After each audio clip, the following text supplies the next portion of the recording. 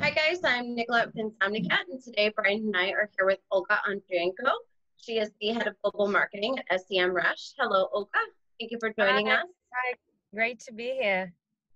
So, Olga, for those who don't know about you or SEMrush, can you tell us a little bit about yourself and how you landed there? Yeah, sure. Well, I can briefly have a story of how I joined, and that would also give an idea of what the company kind of offers. Or so I was in 2013. I was attending a webinar about social media tools and then content tools, and the expert who is called Ian Cleary, who was sharing tools that would give or posting, scheduling, and then basically anything that would also benefit the marketers. And I was head of sales and marketing for a bus company back then. And in Baltic countries, Estonia, Latvia, Lithuania. So I didn't know a lot about any tools.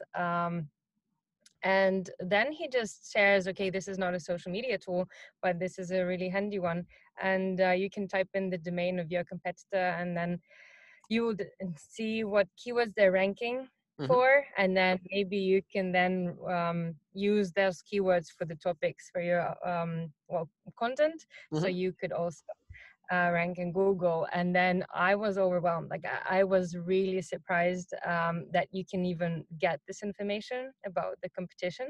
So I skipped the webinar and I started typing in my competitors for the company that I just resigned recently, but then anyways I just was checking to use the recent examples, and I was dumbstruck. Like I was questioning, like, why haven't I ever discovered about the about this analytics. And so then I saw, I looked at the logo, and I realized I saw it somewhere, and it was a recruitment website. And I thought that whatever position this company has open in my city, I would be applying.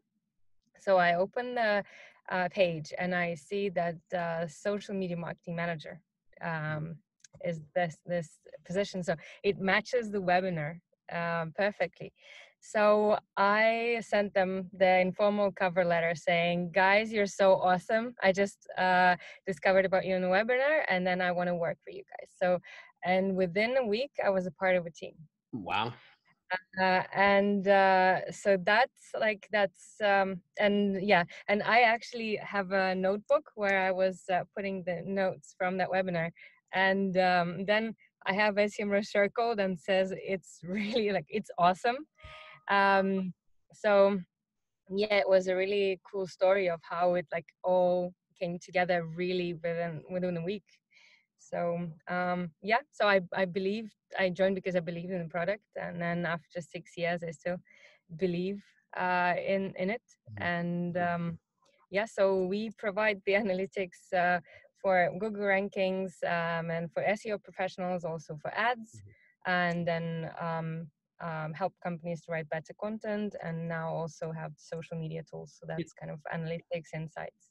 Yeah, it always amazes me how few companies know that there are tools like this out there that they could go look and see we always talk to people about your place in the universe, right? In that online universe, and where they rank. And it amazes me how few people understand that. It's almost like you don't really know your income or something like that, like not knowing that information about your company is perplexing to me, why you wouldn't understand where you want to rank in the universe. So it's tools like that are great. We love them. We use them all the time. I was really regretting not even researching this. And I know, after 6 years, I can say that a lot more companies are aware, but still it's a tiny percent of the companies out there. And the tools are affordable, not only ours, but just there are even free tools that give you limited capabilities, but then it's better than nothing. And it's really sad how just few companies take advantage of that. Yeah, absolutely. So, Olga, on your SEMrush profile page, it actually lists one of your achievements as increasing SEMrush social engagement by 400% in 1 year together with your team. And we wanted to talk a little bit about that. What kind of challenges come up when you're, when you're taking on a task like that? Did you set out with that goal? How did that work? So the goal was actually a vanity metric of number of followers. So that's what I was working on. And I'm not setting these goals now for the teams because we care more about actually in the engagement or what happens after or mentions of the brand. But back in the days when I started, when we had like 2,000 Twitter followers, so the aim was to grow the audience. And I once had to grow the audience from 5,000 to, so the goal was to reach 15,000. And I said, within a quarter, I'm not going to do it. Like, this is insane. So we agreed on 12 and I achieved that. But while I was growing the audience, so I thought, okay, I'm attracting new people and I need to keep them engaged. And also, so I arranged the Twitter chat. And the reason for starting with Twitter chats was, you can hear from my accent that I'm not a native speaker. So back then, like now I am, I'm not, shy or anything while talking in English, but then I thought that also I know a lot about SEO and about PPC, but back in the days when I just started, I thought, okay, if I join Google Hangouts and then just invite experts, then it would be difficult for me to moderate. Also, I wanted unlimited amount of people to join, and I saw all of the audience as experts who can share their insights. So I needed some social media medium that would enable a lot of people to join at once. And also, if I type, then you're not able to identify what, like, that is not a native speaker. Like, I don't have any grammar mistakes and I can really type super fast. So, and then also I can even, I joke in English better than I joke in Russian. Yeah. Oh, guys, that's better than me. I'm a native speaker and I make tons of typos. Nicolette could attest to that. Oh my goodness. So I just applied my strengths together with where the audience was hanging out. So that was the Twitter chat. So with the hashtag, unlimited amount of people can join, and then I type, and then I still have time to process it all and manage. And then I also loved the analytics because Twitter API is the easiest to pull the analytics. So that it just came all together perfectly. And I started what I did, when new people joined, then I downloaded the followers list every week. I identified the new ones, and I was inviting them to Twitter chat. And also I filtered the bio by the keywords. So if we had a chat about SEO, I filtered the bio in Excel that would had either SEO or search. And then I was inviting them to the Twitter chat from the SEMrush account. And that ensured that everyone who followed us got engaged immediately on the same week. So that's how I was both growing the followers, but also making sure that they join some activity where they could actually see the power of the community and the strength of the brand. Yeah, and it's great that you were, looking at the intent of the users, like what they're, whether you were tagging them for, SEO or whatever metrics, that actually helps you to really target them in the future, for those other Twitter chats you were having. Yeah. So that's basically how I just managed to, within 6 months, to grow the engagement, also together with the number of followers. And actually the chat is working for 5 years already. Wow. So and it's nonstop every week. We only stop on the Christmas week because that's just half of the world is just shut down. Yeah. And apart from that, that was every week, and we invite a lot of guests. But I think so we invite the guest and we tailor the topic and the questions toward the guest. Mhm. But I see everyone as a special guest, as an expert, and that's what we encourage people to do, to share the ideas, not only listen or read, well, from the one star that we invite. So that, I think, also what keeps the audience engaged and keep showing up, because if you only are invited to join and listen, then the incentive is just weak. And then if you're inviting them to share, and they know their opinion is valued, then ultimately you get a lot of people. Really good advice, actually. But I wanted to talk a little bit about your career path and career paths in general, because recently you were featured in Clever Tap's Inspiring Women series, and you were talking about how no matter what industry you're in, it really doesn't matter. You know, to choose something that is really true to you, and don't worry so much about the industry. So can you talk a little bit about that and what you mean by that? I don't believe that working in tech or working for, well, and then promoting cars would make you happy.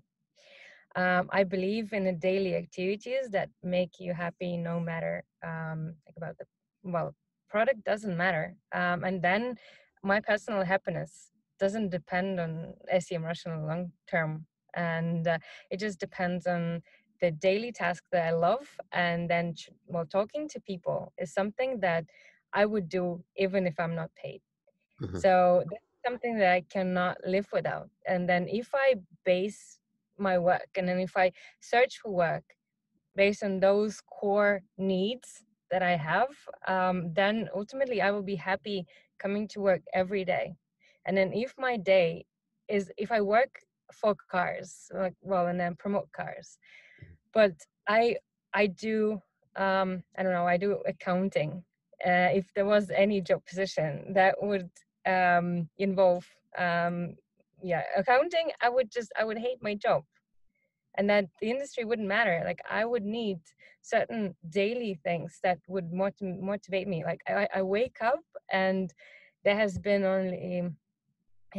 only few days out of all those 6 where I was not motivated to go to work. Mhm.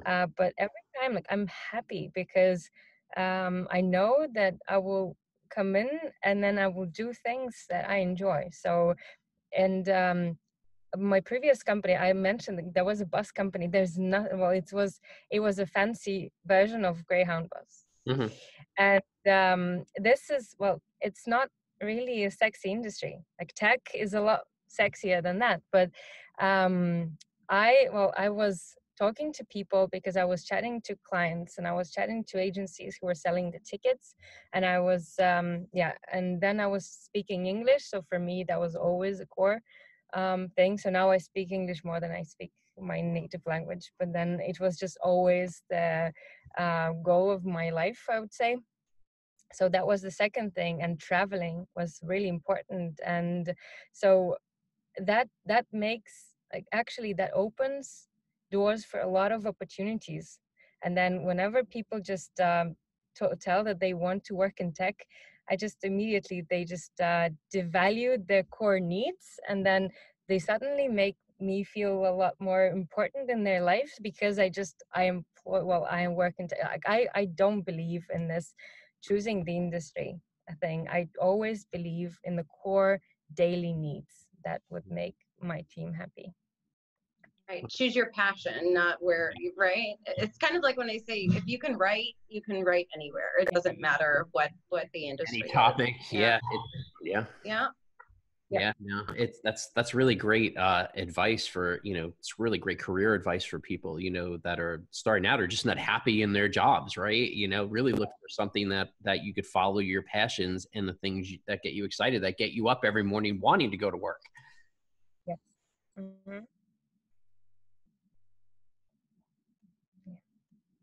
So I ultimately, that just I also feel that I actually ended up where I'm now because it's way easier also to stand out Mhm. in the environment where you just, well, well, because I was so motivated and I enjoyed what I did, Mm-hmm. then I always took on more stuff, and then I always just got more and more responsibilities. And for example, so the bus company I was working for, they had operations in 7 countries, Mm-hmm. and I was 24, and I was setting the pricing strategy for all the routes for the Wow. summer.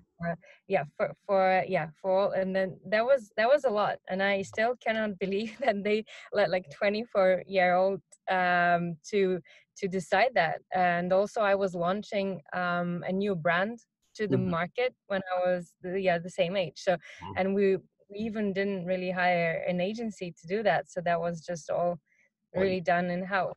And so, and then I was one more career advice is that if you're scared, then work on your fear. But I think one of my really superpower is that the lack of fear. Uh-huh. So that's why I actually I hear about a lot of people said that doors are closed. Like for me, they were never closed. So any opportunity that I was willing to take on, it just I had it.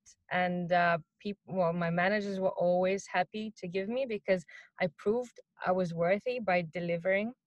And I, even in SEMrush, when I joined, so I was head of sales and marketing before, and suddenly I just downgraded myself to social media marketing manager. Mm-hmm. And in 2 years, I already had my team.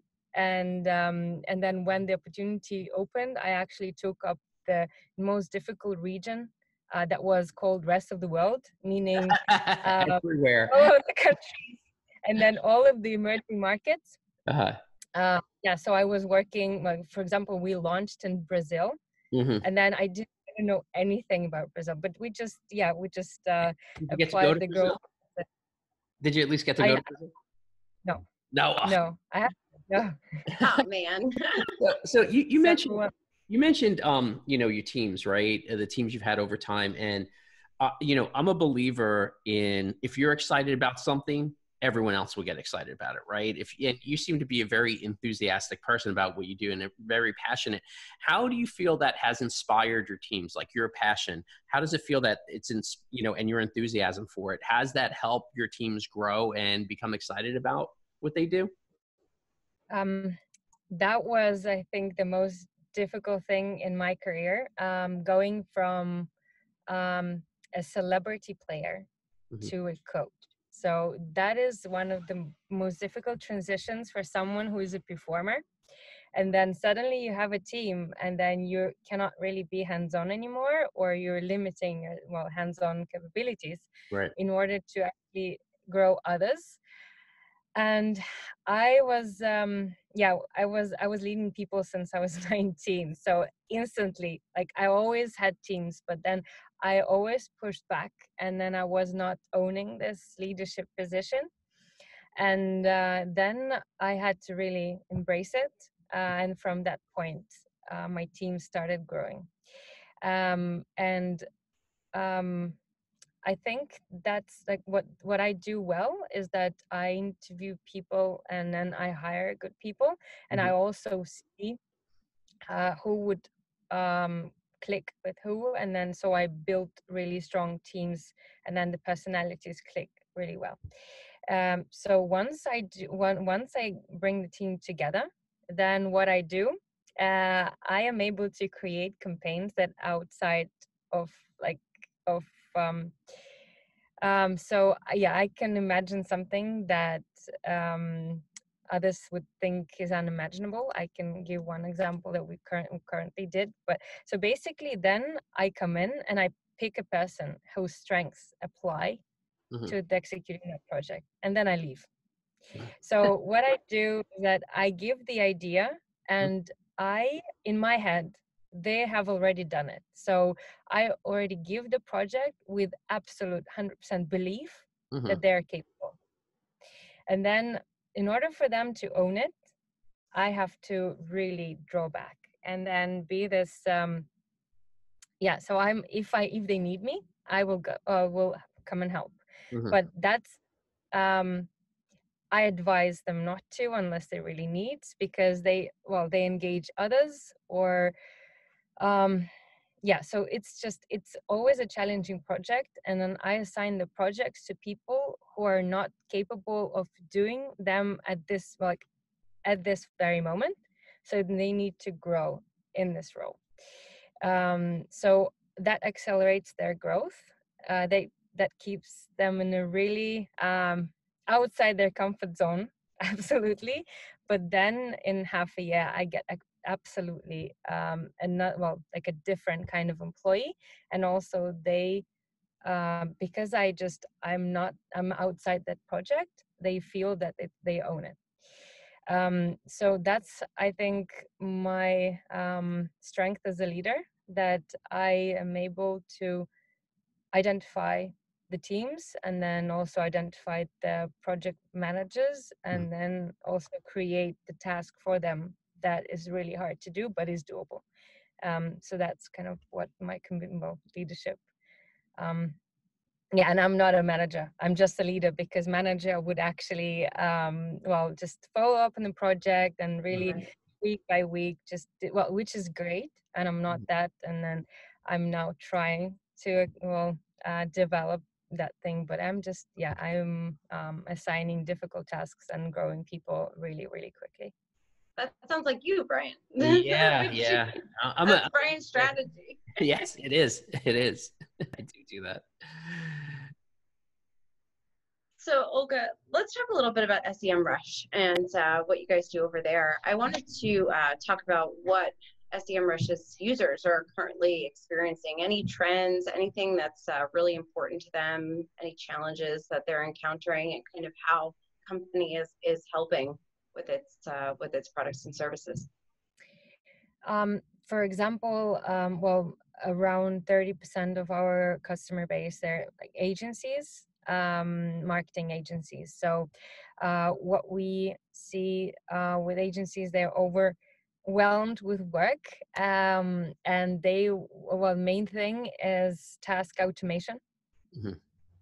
And they want to automate reporting, and that's what we really focus on. That's also the need of in-house marketing professionals as well. So they want to combine a really nice report and just schedule it to their boss every month or every week, depending on the company. And so that's what we have done recently, I think, really well, that we have integrated. So most of our tools, they are integrated with Google Analytics, Google Search Console, Google Data Studio now as well. So and then it's just easy to build the report and schedule it out. So that's one of the really strong challenges we see. We did an agency survey that was internal, so we haven't published it, but we asked more than 200 agencies in US, and they mentioned, 43% mentioned that reporting is the primary task they would want to automate. And also pitching to clients and prospects is other thing. And then for in-house, that would be, I would rephrase it as identifying the gaps where they're doing worse than competitors and the easy wins. So we really develop great tools with identifying the mistakes on the website, or just really content gaps that they need to fill. And for in-house professionals, marketing professionals, that would mean that they instantly look at the reports and then see the keywords that they're not ranking for. And either the PPC team takes it and bids on those keywords, or the content team takes it to create a new content. And then for agencies, that's really strong tools for pitching, because they could pitch then, guys, see, that's the easy win, and then you're not ranking for it, and then this is the easy missing out issue, where they could really easily land the client. So those were two things that we were working on. And also we did a few studies and realized that organic search is already driving more than 50% of traffic to the websites, especially e-commerce websites. So it's just a primary channel. So a lot of companies do look at SEO, but they need to look at with the SEO and content together. And that's what we actually received the awards for. So for building content and SEO workflow inside SEMrush. Now we have tools that research the topics and then give you all the subtopics possible. Then for the subtopics, we were able to analyze top 10 pages that rank for the keyword and identify the reasons why they rank, give you the semantic keywords or even the length of the content. So let's say you want to rank for coffee, and then we would give you the average amount of words on pages that rank for this keyword, and then even what websites are linking to this 10, to ensure that maybe if you're doing building, then you need to reach out to the specific websites because they give more power than the others in this specific niche. So that I think that's a genius workflow that our product owners and product development built. So I really find it useful in our own work. So we obviously use those tools when we create content, and that has been one of the best developments for our clients that we received really strong feedback about. Absolutely. We do very similar stuff in what we do, where we look at, we do a whole bunch of research and pull everything together in a very similar way. It's definitely, as content people, it's definitely a great way to make sure you're sort of getting the content you need, especially if you're, a new site and you need that information, or like you said, if you're an agency and pitching, I mean, it's great to have that data and that information. Now, you mentioned organic search. And I know I don't know if it was a recent video, but it was a video you talked about with verbal search. How much are you seeing any data, or are you pulling in any data that shows how many organic searches are based on verbal search versus, other types of search?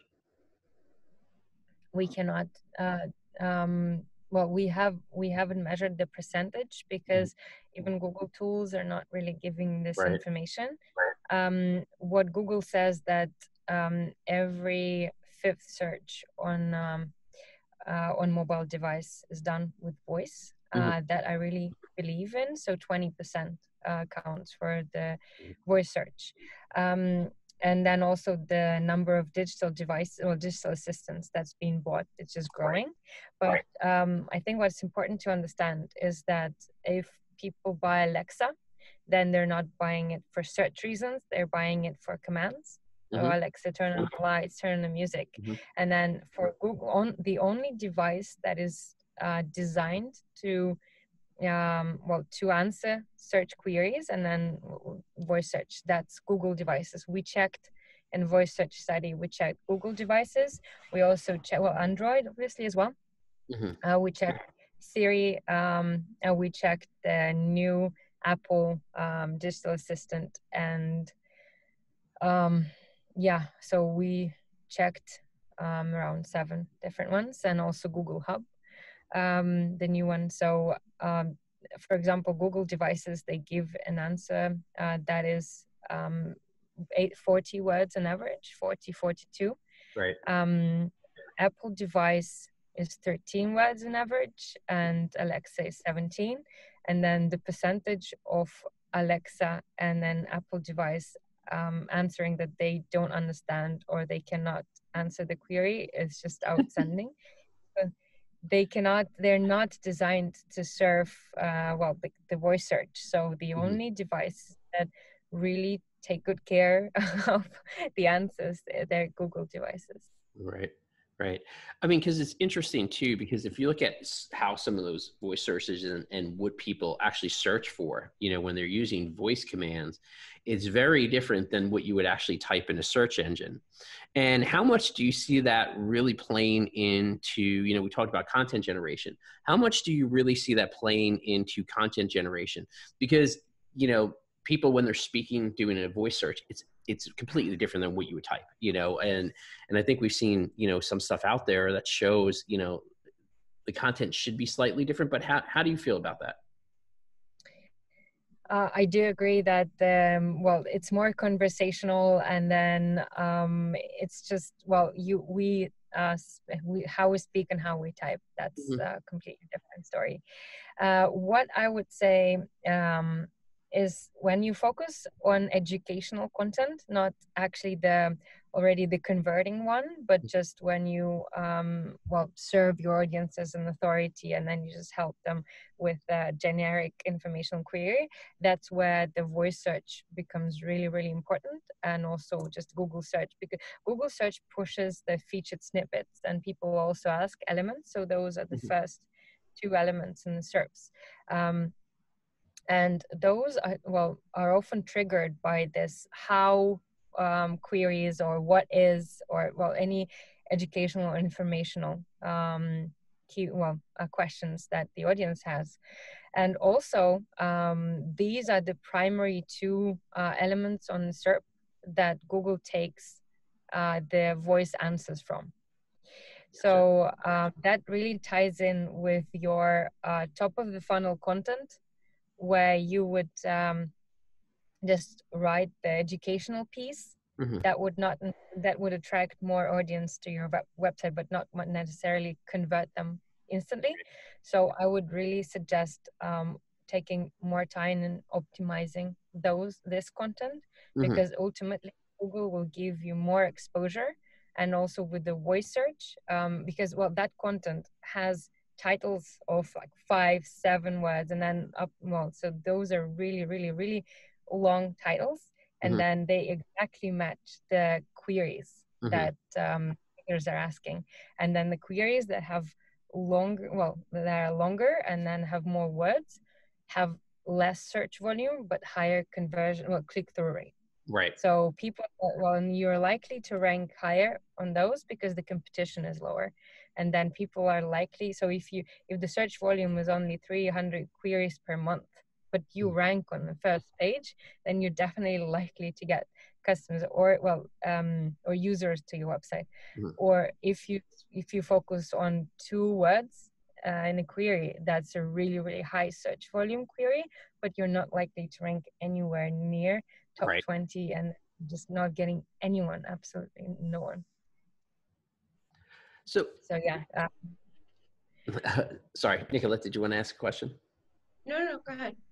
So I was going to ask too, also, besides obviously, verbal search, how does, what are you seeing in terms of trends as content types? Like, and what I mean by that is not like, here's sort of basic information, here's more technical information, but here's video versus here's, an asset like a PDF versus here's written content versus here's interactive content. Are you seeing any trends? Like I know, for a long time in a lot of the tools, images come up and videos come up as some of the search ranking. Is there anything else you see on the horizon in terms of types of content that companies should be creating?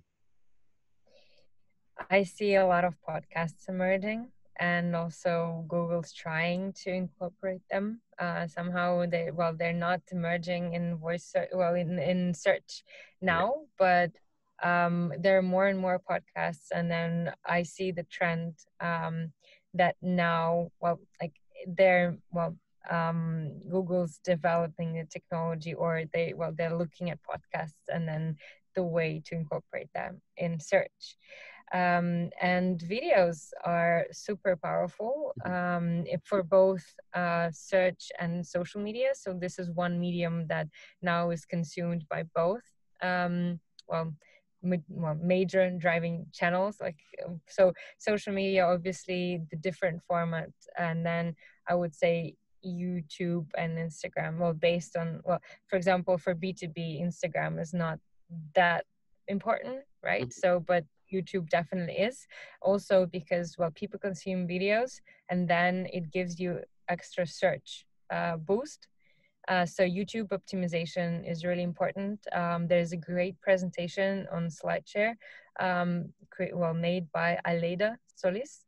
She's the SEO professional, and she started her own Crawling Mondays video series, a YouTube channel, and then she shares like in 150 slides how she optimized this channel for SEO and then also for YouTube SEO. So I definitely can stress out the importance of optimization, and also think about the keywords, think about the description, make sure you have enough text. Google does, YouTube does transcribe your videos, but then ensure that you have timestamps as well, and then the most important keywords in the description too. And videos also come up on top of the SERPs for a lot of queries. So you'll get the exposure on YouTube, and then you also get exposure in search, and then reworking the videos in different format. If you're in B2C, that would be important for Instagram and for Facebook. So that's definitely one medium that I see performing really well. So when we do webinars, we also transcribe them and then publish the text below the webinar on the same page, and then we see the organic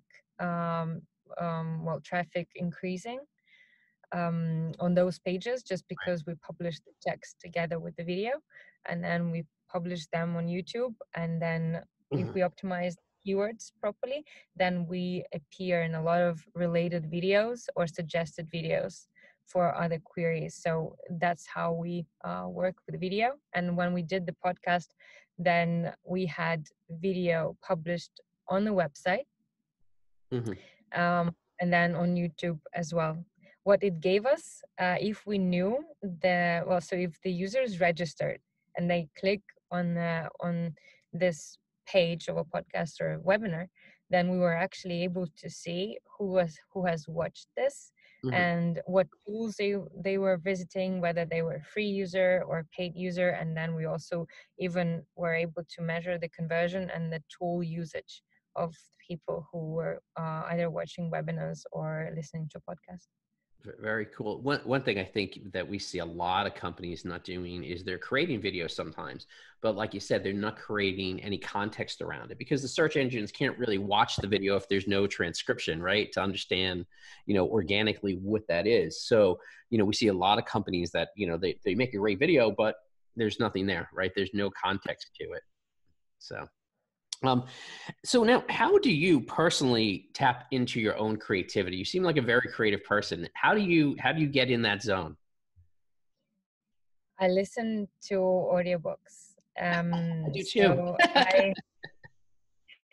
I get a lot of ideas from just listening, and then it's just that's how I consume information. So I don't even need to write that down. But if I listen and I write it down, then I just I have memorized it. And when or a podcast as well. So when I listen to someone sharing their experience or something inspirational in the book, then I sometimes just really instantly think of how I could apply it and then tweak it a bit. So I just don't so it just triggers the ideas, not necessarily just I apply the same ideas. And then I pause it and then I start thinking. And the best creativity comes when I'm alone, and especially when I'm traveling. So I think also there's like long whole flights when I listen to the book, and then I'm completely on my own, and then just not much disturbance. So that's where I'm most creative. Olga, have you checked out the app? There's this app now, Blinks. Have you heard of it? No. Okay, so I downloaded it, and I don't download apps. I hate downloading on my phone, but I downloaded this app, and I even paid for a year subscription. So that is how passionate I am about this app. Okay. It takes all of these books. I mean, anything from philosophy, history, government, politics to personal self-improvement and that kind of thing. All these books, and it summarizes them into these 14-page what they call blinks, and you can either listen to them or you can read them, and you get this whole concept of the book with all these great ideas, and it tells you what you're going to learn in this book. I mean, it's just, and that's where I've been doing a lot of the same thing. Like, I'll listen to that and I'm like, I got to pause this because I got to go write something down now, and I build off of those, and I kind of get to shortcut and not have to read a whole book. So I'm I'm very excited about that. Oh man, it's a very cool app. They're gonna, I don't work for them, and I just want you to know. like, it is not sponsored by them. This podcast It's not sponsored. I just love the app. So I do the same thing actually when traveling. I find that, like, especially on the plane, but I also I travel a lot too, and I feel like late at night, when you roll into your hotel room and it's like 1 o'clock in the morning, you're like, all right, I'm wide awake. I find myself being really creative at that time also. I don't know about you with travel. But you do you write that down? So I actually really fear, well, when I'm about to go to sleep, then also the ideas come in, and then I'm sure, okay, I'm gonna remember it all in the morning, and then when I wake up and I don't, and you won't remember. Well, I promise you won't. I jot it down, or what I do now is I'll, like, because sometimes you're like laying in bed and you're like, oh, I'm not gonna go get some paper, or I don't keep paper. I'll grab my phone, and I'll be like, write all my notes in there, and that's it. No, he'll just text me. Don't let me forget. Oh, I do. I do. I'll be like, hey, I have this really great idea or something we should do. Don't let me forget it in the morning. But it's like 2 a.m. I'm like, okay, I know she's been sleeping for like 8 hours, or whatever. So. Well, Olga, thank you so much for joining us. Can you let everyone know where they can come learn more about you or SEMrush? Just tell everybody where they can find you. Sure. So for SEMrush, that's semrush.com. And we have, if they want to learn more about marketing, we have a free SEMrush Academy with free courses on SEO, content, social media, and then the audience can get certified. So basically just verify that they now know more about marketing. And yeah, that's a great place to start. I am active on Facebook and Instagram most of all. So I also have Twitter and LinkedIn. So all four are active, but I check Facebook and Instagram more than I check everything else. So I would be happy to connect there, and happy to chat further if you guys have any questions. Well, Olga, thank you so much for being on the show today. We really appreciate it. You gave us a lot of great information and a lot of things for the users to go research and think about. Absolutely. Thank you so much. I enjoyed it too. Thank you so much for having me.